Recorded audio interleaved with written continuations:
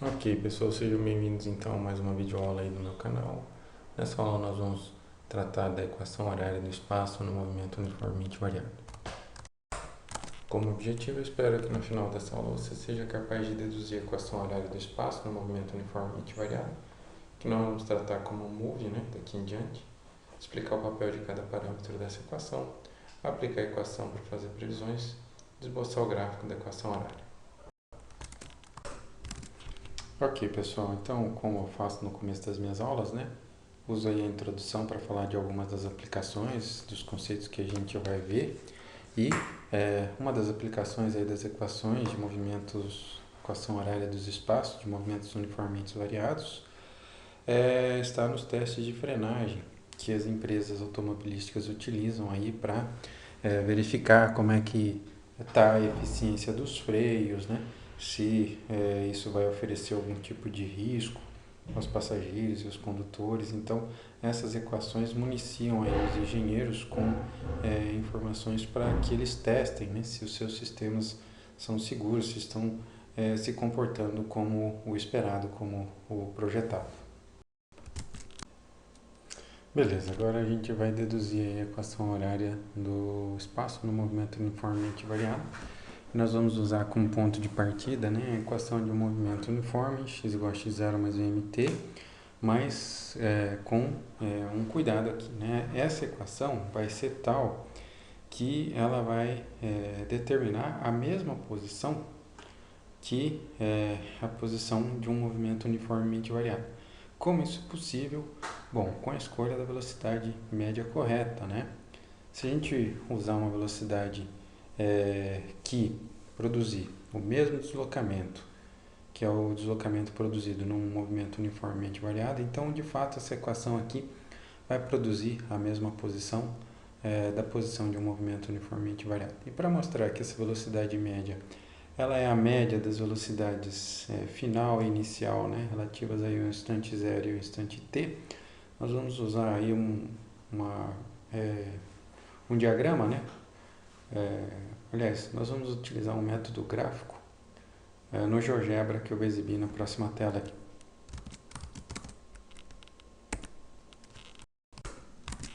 Então, pessoal, vou mostrar que essa velocidade média, num movimento uniforme, essa velocidade média que é a média das velocidades, vai acabar produzindo o mesmo deslocamento aí. Então, como que eu vou fazer isso? Vou utilizar um método gráfico que vocês estão vendo aí na tela. É o gráfico da velocidade de um movimento uniformemente variado. Vejam que a inclinação aqui é uma constante, é sempre a mesma. Então, essa aceleração aqui é sempre a mesma. Veja que a velocidade inicial, a velocidade do instante 0 é 2 metros por segundo, e a velocidade do instante 2 é de 8 metros por segundo, vou usar um recurso que a gente viu na nossa última aula, que é desenhar aqui a área, que vai ser determinada pelo gráfico da velocidade entre os instantes 0 e 2. Isso a gente já viu aí que é o deslocamento desse movimento. E aí o GeoGebra disponibiliza para a gente, com essa ferramenta, qual que é o valor dessa área. Então, essa área é de 10, então esse deslocamento aqui é de 10. O que eu vou mostrar agora para vocês é uma outra área determinada por uma outra velocidade de 5 constante. Ela vai então determinar um retângulo que vai ter a mesma área entre os instantes 0 e 2, que é esse trapézio. Então, já vou exibir ela aí.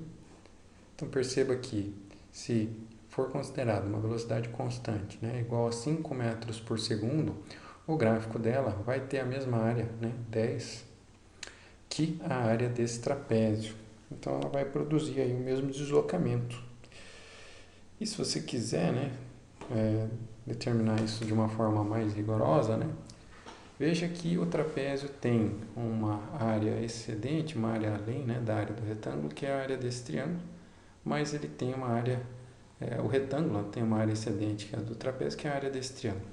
Dá para mostrar aqui nas figuras que esses dois triângulos são congruentes, ou seja, que essas áreas são iguais. Então, esse excesso que o trapézio tem aqui é exatamente esse excesso que o retângulo tem aqui. Então, essas duas áreas acabam sendo iguais por isso. E para provar, basta considerar o seguinte, se essa velocidade constante é de 5, ela está exatamente entre o 8 e o 2. Veja que aqui do 8 até o 5, tem uma diferença aí de 3 unidades de medida, 3 metros por segundo de velocidade separam essas duas velocidades, que é a mesma diferença entre 5 e 2. 5 e 2 também estão separados aí por 3 metros por segundo ao quadrado. Ora, a gente pode concluir disso que essa altura aqui, desse triângulo retângulo, é exatamente a altura desse outro triângulo retângulo. E mais, esses dois triângulos, né, são retângulos, ou seja, tem ângulos retos nesses vértices. Esses dois ângulos desses triângulos são opostos pelo vértice, ou seja, são congruentes. E esses dois ângulos aqui, se a gente considerar duas paralelas horizontais, né, essas extremidades aqui, né, esses ângulos com vértice aqui no ponto 28 e no vértice 0, com vértice no ponto 02, esses dois ângulos aí são congruentes.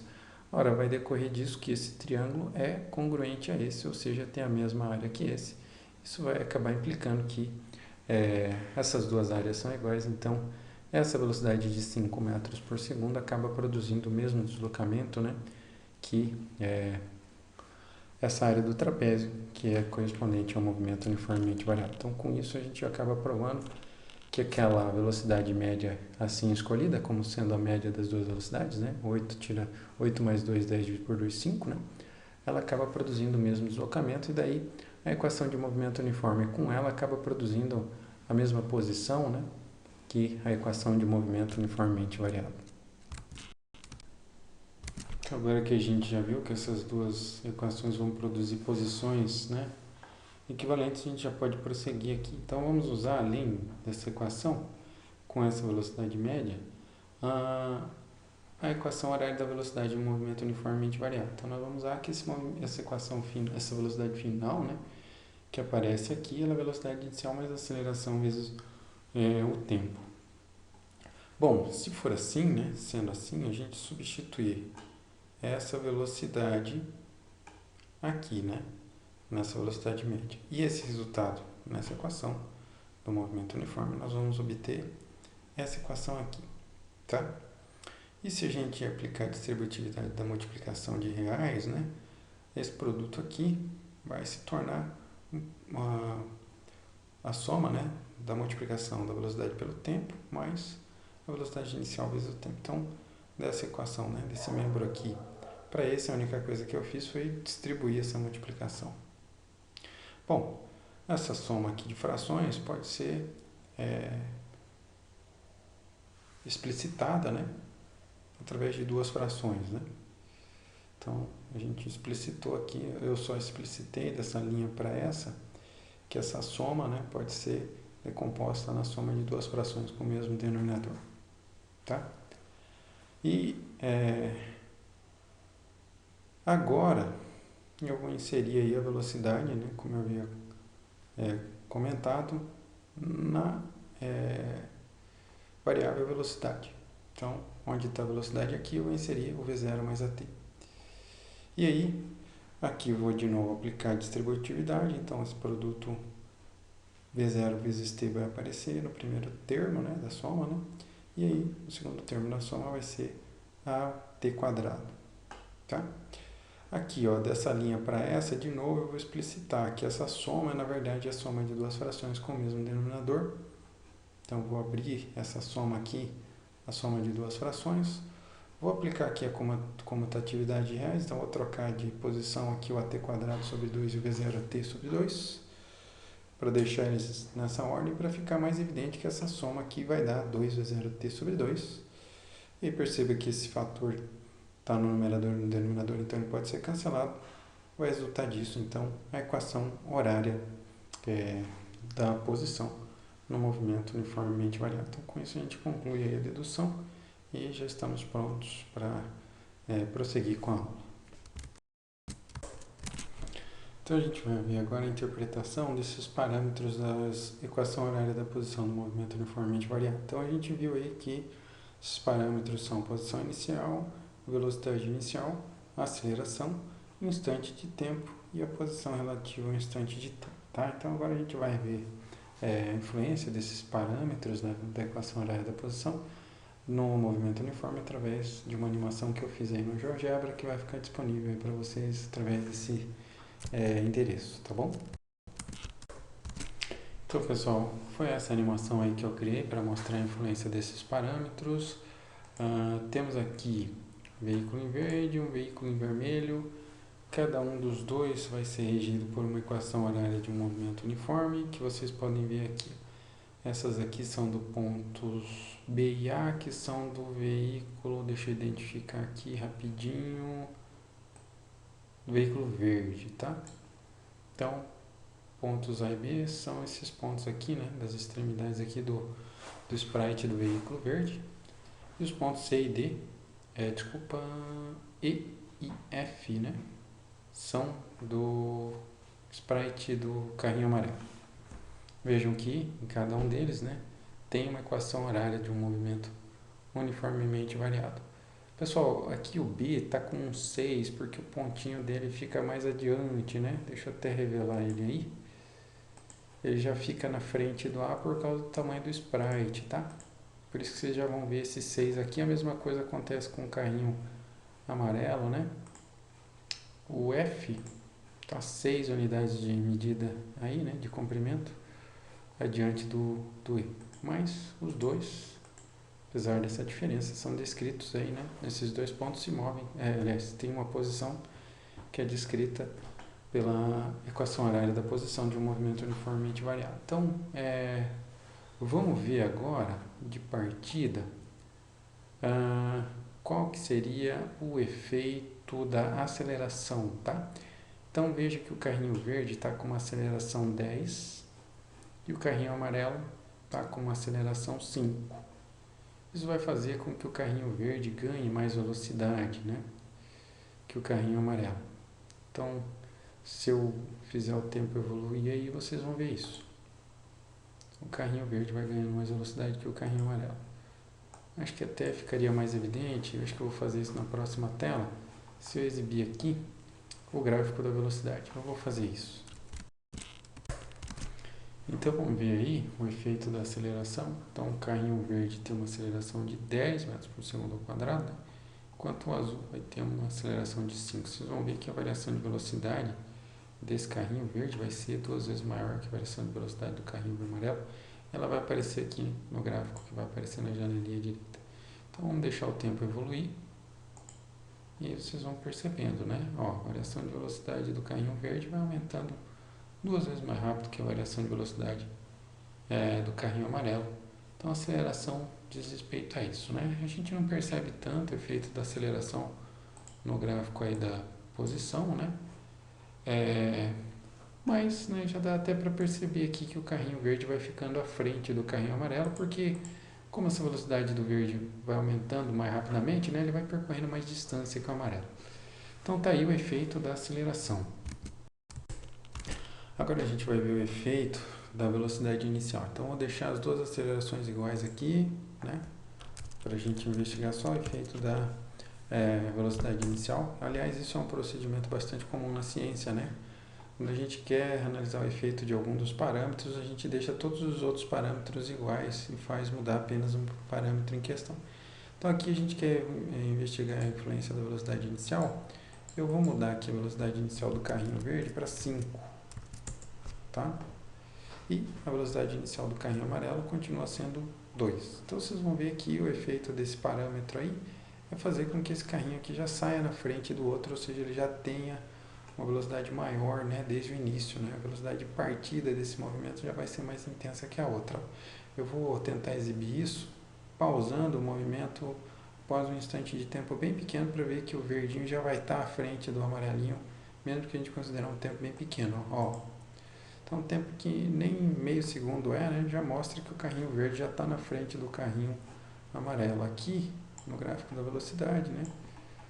Não sei se a cor não ajudou, mas veja que a velocidade inicial está relacionada com um pontinho que o gráfico intercepta o eixo vertical, né, que é o eixo da velocidade. Então veja que o amarelinho está na velocidade inicial de 2, está partindo do 2, e o verdinho está na velocidade inicial aí de, quanto que eu tinha deixado? 5, então ele já parte do 5 aqui. Então esse é o efeito desse parâmetro. Então agora que a gente já viu qual a importância desse parâmetro, né, vamos deixar o tempo evoluir mais um pouquinho. Veja que os dois estão ganhando a mesma velocidade, mas como o carrinho verde já partiu com uma velocidade maior, né, ele sempre vai ter uma velocidade maior que o amarelinho, por isso ele vai se afastando mais rapidamente que o amarelinho. Tá? Então, vamos zerar o tempo aí. Vamos investigar agora a influência da posição inicial. Então, vamos deixar os dois com a mesma velocidade inicial de 2. Então, vamos deixar aqui com 2. E vamos mexer aqui na posição inicial. Vamos deixar a posição inicial do amarelinho, aliás, do verdinho adiante, né? Vou colocar aqui 5. Então, 5. Olha o efeito da posição inicial nesse movimento. Então, aqui já posso até fechar essa janelinha. Veja que o efeito da posição inicial é justamente, então, fazer com que um carrinho, né, parta na frente do outro. Então, vocês vão ver que eles vão se movimentar exatamente da mesma forma, mas o verdinho já vai estar à frente do amarelinho. Então, tá aí, ó, o mesmo movimento, né, mas como a posição inicial desse é maior, ele já sai na frente do carrinho amarelinho. Então, essas aí são os parâmetros, né, que eu queria destacar da equação horária da posição no movimento uniformemente variado. E eu vou destacar a posição em função do tempo mais adiante, quando a gente for ver o gráfico aí da posição em função do tempo. Ok, pessoal, então vamos ver agora algumas aplicações da equação da posição no movimento uniformemente variado, né? Acho que a primeira observação que vale a pena de ser feita é que a equação da posição revela, na verdade, a metade da aceleração do movimento, como a gente vai ver nesse exemplo. Então, qual que seria a aceleração de um movimento que é descrito por essa equação aqui, ó, x igual a 1 metro mais 2 metros por segundo t mais 2 metros por segundo ao quadrado t ao quadrado. Então, perceba que, como a equação horária da posição é x igual a x0 mais 0t mais meio de at quadrado, então o fator que multiplica t quadrado é, na verdade, metade da aceleração, né? Então, aqui, esse 2 metros por segundo ao quadrado é, na verdade, metade da aceleração. E daí a gente conclui disso que essa aceleração é de 4 metros por segundo ao quadrado. Então, na hora de observar a equação, né, tenha cuidado, né, para não considerar que essa aqui é a aceleração do sistema, porque ela é metade apenas desse valor. Vamos ver mais uma aplicação aí. Acho que a aplicação mais imediata, mais direta dessa equação é prever a posição para um dado instante, né? Então, vamos ver esse exemplo aqui, ó. Digamos que o movimento tem uma posição descrita por essa equação e aí a gente queira determinar a posição no instante 2 segundos. Tudo que nós precisamos fazer é substituir esse instante na equação. Então, vamos dar uma olhada aqui no resultado. Então, estou pegando aqui essa equação e estou substituindo o tempo pelos 2 segundos, né? Veja que com isso, né, esse fator segundo aqui, a unidade de segundo se cancela nesse termo. Aqui, ao elevarmos 2 segundos ao quadrado, vai aparecer um 4 segundo ao quadrado, cuja unidade vai cancelar com segundo ao quadrado, né? Disso vai sobrar somente esses termos aí, né? Aí, realizando essa multiplicação, 2 por 3 vai dar 6, 4 por 2 vai dar 8, e fazendo essa soma, a gente chega à conclusão que essa posição é de 16 metros, né? Então, acho que essa aí é a aplicação mais simples, mais direta, né? Mais imediata da equação da posição, mas ela serve também, por exemplo, para a gente determinar, né, qual que seria o instante em que o sistema iria passar por uma dada posição. Então, vamos considerar esse movimento aqui, né, descrito por essa equação. Então, a posição é dada por 2 metros, menos 3 metros por segundo t, mais 1 metro por segundo ao quadrado t quadrado. Então, vamos determinar em que instante esse sistema vai passar pela posição x igual a 0. Depois eu vou fazer uma animação no GeoGebra para vocês verem uma interpretação dessa equação. Bom, o que nós vamos fazer para resolver esse problema? Nós vamos substituir a posição por 0 e encontrar o tempo resultante. Então, aqui, substituindo-se o x por 0, o resultado é essa equação que está aí na tela.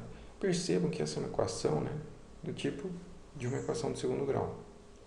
Y igual a x quadrado mais bx mais c. Eu inverti os termos para manter uma correlação aqui entre eles, né? Então, aqui o c, o coeficiente linear é o 2, né?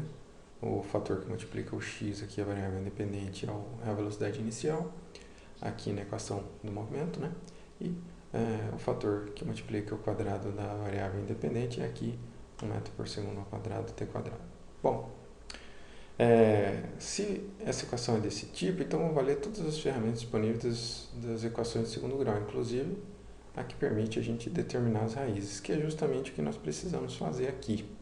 Vejam que aqui, né, o valor da posição é zero, então quando resolvêssemos essa equação aqui, na verdade estaríamos determinando as raízes, né, dessa equação. Então vai valer aí a expressão para determinação das raízes, né, menos b mais ou menos raiz quadrada de delta sobre 2a, onde o delta é b quadrado menos 4ac. Tá? Bom, e aí eu vou já aplicar então essa equação aqui, usando-se aí os parâmetros do movimento. Então, no lugar do b, do menos b, né, nós vamos ter menos 3. Então, aqui o menos 3. E aqui no lugar do delta, nós vamos ter b quadrado, que é menos 3 ao quadrado, menos 4 vezes 2 vezes 1. Né? Então, está aqui dividido por 2a, que é 2 vezes 1.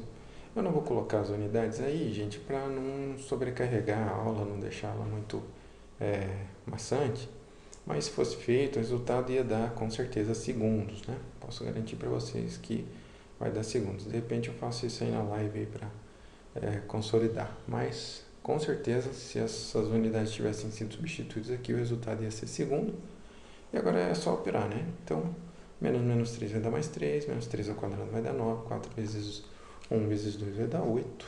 Daí a gente faz a diferença aqui para dar 1, né? Raiz quadrada de 1 vai dar 1. Então a gente vai ter aí duas raízes, a raiz que vai ser 3 mais 1 sobre 2, 4 sobre 2, 2 segundos, e a raiz 3 menos 1, 2 sobre 2, 1 segundo. Né? Vou mostrar aí no GeoGebra que de fato é isso mesmo, tá? Então vou exibir agora uma animação para mostrar na prática, né, como é que seria esse movimento, tá? Então vejam aqui que temos aí um sprite de um veículo na tela. A posição dele é marcada por esse ponto. Vejam que no instante inicial a posição dele é 2, né? Eu não exibi aí a outra extremidade do sprite, mas ela é marcada aí pelo ponto B. Mas aqui eu queria destacar que os dois, né, tem a equação de movimento que a gente usou lá na resolução. 2 menos 3t mais t quadrado. Então, posição inicial 2, vejam que é essa mesmo. Velocidade inicial menos 3 e aceleração 2, né? Porque aqui aparece só metade da aceleração. Então veja que esse movimento, por ter uma velocidade inicial negativa, vai se movimentar inicialmente à esquerda, mas ele tem uma aceleração positiva, que é de 2 metros por segundo ao quadrado. Então a cada segundo a velocidade vai aumentar 2 metros por segundo, né? Então passado aí o primeiro e o segundo, essa velocidade que era de menos 3 vai ser já menos 1, tá? E no próximo instante, 2 segundos, ela já vai ser positiva, né? Já vai passar para 1 metro por segundo. Então perceba que ele vai se movimentar à esquerda primeiro, né? Como se estivesse dando uma ré. E depois ele vai passar a se movimentar para a direita. E é por isso que ele vai passar pela posição 0 duas vezes, né? Então vamos ver aí.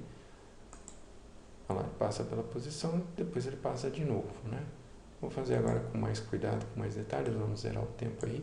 Vou controlar o tempo agora aqui com o cursor do mouse.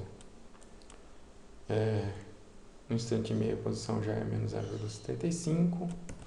No instante 1, posição 0, como a gente tinha previsto, né? Daí, no instante 2, ele passa pela posição 0 de novo. E aí ele começa a se movimentar em direção ao sentido positivo do x. Então, vocês puderam ver na prática que, de fato, né, o movimento que é descrito por essa equação passa pelo 0 duas vezes. Nos instantes 1. Tá aqui, né? Instante 1 ele passa pelo 0. Deixa eu voltar mais o tempo aí. Olha lá, no instante 1 ele passa pelo 0. No instante 2 ele passa pelo 0 de novo. Legal, né? Então agora a gente vai concluir a nossa aula esboçando o gráfico de uma equação dessas da posição, né? E aí a gente pode usar aí os mesmos procedimentos utilizados para esboçar o gráfico de uma equação do segundo grau. Então, vamos fazer esse exemplo aqui, vamos esboçar o gráfico dessa equação, né?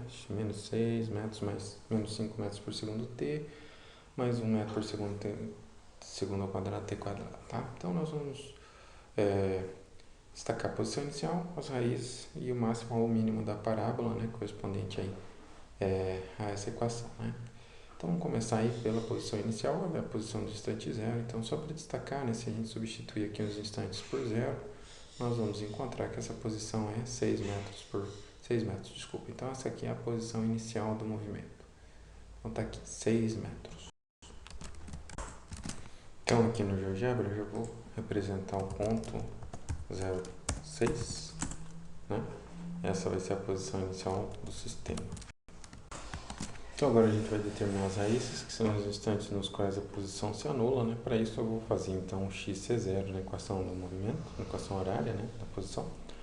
E aí nós vamos ter uma equação que é do tipo da equação do segundo grau. Então vão valer todas as estratégias de resolução, inclusive a da determinação das raízes, que eu vou exibir aqui, né? Menos b é mais ou menos raiz quadrada de delta sobre 2a. Então eu vou substituir o b, né, por menos 5, menos 5, né? Mais ou menos a raiz quadrada do delta, que é o b quadrado menos 4 vezes a vezes c, dividido por 2 vezes 1, que é o 2a. Isso já vai sair aí em segundos. Bom, mas então aqui menos com menos vai dar mais. Aqui dentro nós vamos ter, dentro da raiz nós vamos ter 25 menos 24, que vai dar 1. Então nós vamos ter 5 mais ou menos 1 dividido por 2, ou seja, duas raízes, né? A primeira delas usando o seu resultado positivo do discriminante, da raiz do discriminante, que é mais 1. Então nós vamos ter 5 mais 1 por 2, que é 6 por 2, que é 3 segundos. E a outra raiz vai ser obtida com resultado negativo, né? 5 menos 1 sobre 2, 4 por 2, que são 2 segundos.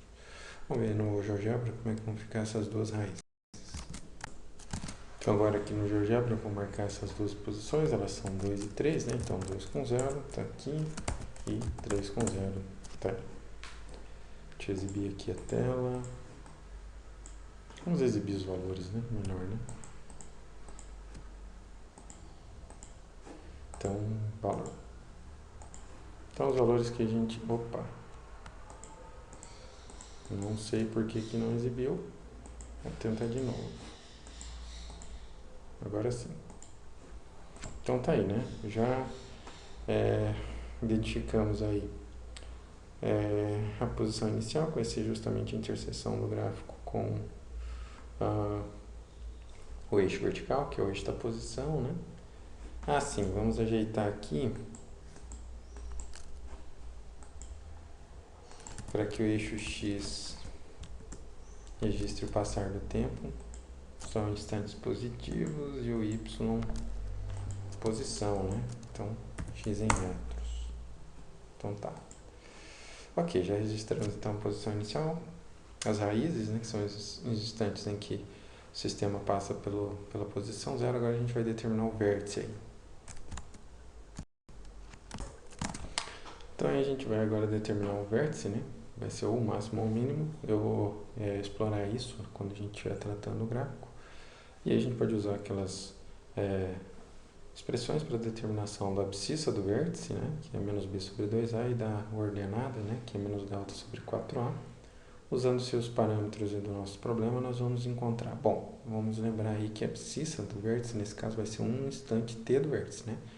Então vai ser menos b sobre 2a, então menos 5 metros por segundo dividido por 2a, 2 vezes 1 metro por segundo. Lembrando que isso aqui não é aceleração, né? Metade da aceleração, né? Bom, menos com menos vai dar mais, aqui o 2 vezes 1 vai dar 2. Isso aqui vai ser uma divisão de duas frações, 5 metros por segundo dividido por 2 metros por segundo ao quadrado, que a gente opera como? Né? Mantendo o numerador, 5 metros por segundo, e multiplicando pelo inverso do denominador. Então, multiplicando por segundo ao quadrado por 2 metros. Né? Vejam que esse metro cancela com esse, e um desses 2 segundos aqui, que estão multiplicados para compor o quadrado desse segundo, vai se cancelar com esse segundo, vai sobrar então apenas 1 segundo, como tinha que ser, porque a gente está calculando um instante, né? E aí, a divisão numérica vai ser 5 por 2, que é 2,5. Então, esse vai ser o instante desse vértice. Já a ordenada do vértice vai ser a posição x do vértice, então ela vai ser menos delta sobre 4a. O delta a gente já havia calculado, né? Vai dar 1, né? Então, menos 1 sobre 4. Se eu utilizasse aqui as unidades de medida, a gente ia ver que o cancelamento delas ia produzir 1 metro. Então, eu já vou deixar aqui na forma metro para agilizar a resolução. Então, a gente teria aqui menos 1 sobre 4, menos 0,25 metros. Então, a gente vai ver isso agora no GeoGebra. Então, vamos exibir aí o vértice. O vértice vai ter abscissa 2,5, ordenada menos 1 quarto, menos 0,25. Tá? Então, estão aí todos os pontos que a gente pode usar para esboçar essa função, né? Poderia calcular mais alguns, eu vou fazer isso. Vou fazer aqui uma sequência de pontos para mostrar que essas posições Primeiro que essas posições, é uma coisa que eu queria ter destacado já desde o começo da aula, as posições vão ser relativas, elas não são quaisquer, né, mas elas são relativas a alguns instantes de tempo. Então eu já tenho aqui a função construída, vou construir aqui uma sequência de pontos, ó, vamos construir uma sequência de pontos, vamos lá, M, F, de M indo de 0 até, sei lá, 6, de meio em meio. Então vejam, né, que esses pontos eles vão ficar em uma parábola, né? Vamos ver se eu consigo exibir aqui o valor. Não vai dar. Mas esses pontos eles vão se encaixar numa parábola que é exatamente a equação aí do movimento, né? Então, algumas coisas que eu gostaria de destacar. A posição inicial é justamente esse termo aqui que aparece independente do tempo, né? Como tinha que ser, né? Porque se a gente substituir o t por zero, esses dois termos vão se cancelar, vai sobrar esse. Então, essa aí é a posição no instante inicial. Aí, no instante zero, a posição é 6. Está aqui. Esse termo já nos informa a posição inicial, né? Outra coisa que eu gostaria de destacar é que, como a aceleração aí é positiva, a concavidade dessa parábola, né, voltada para cima, né? Se a gente tivesse construído uma outra equação aí, vocês viriam que essa concavidade seria voltada para baixo. Deixa eu mostrar. Vou construir aí uma outra função. Vamos colocar aqui se o tempo for positivo. Então, vamos construir essa função aqui. Já construí a f de t, vamos construir a g de t, vai ser igual. Vamos colocar ela para ela ter concavidade positiva, para ela ter concavidade voltada para baixo, aceleração negativa, vamos fazer isso aqui, ó. Opa, tempo menos 2, vamos ter duas raízes aí, 2 e 3, né? Vamos ver isso aqui. G de t ele não está reconhecendo, deixa eu ver se eu apagar isso aqui ele vai entender. Aí, entendeu? Então, se o GeoGebra mostra a equação da parábola, não. Deixa eu ver se no avançado ele mostra. Não vai mostrar. Mas essa aqui é a equação t vezes menos t vai dar menos t quadrado, é menos 5t mais 6, tá? Então, menos 6, aliás. Está aqui a posição inicial, né? Vou escrever ela então por extenso aqui, vai. Então ela vai ser menos t quadrado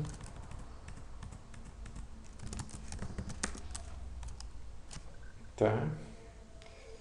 Aqui nós vamos ter menos 2t, aliás, mais 2t, mais menos, com menos vai dar mais 2t, né? Menos 3t, 5t, então mais 5t menos 6, acho que é essa equação.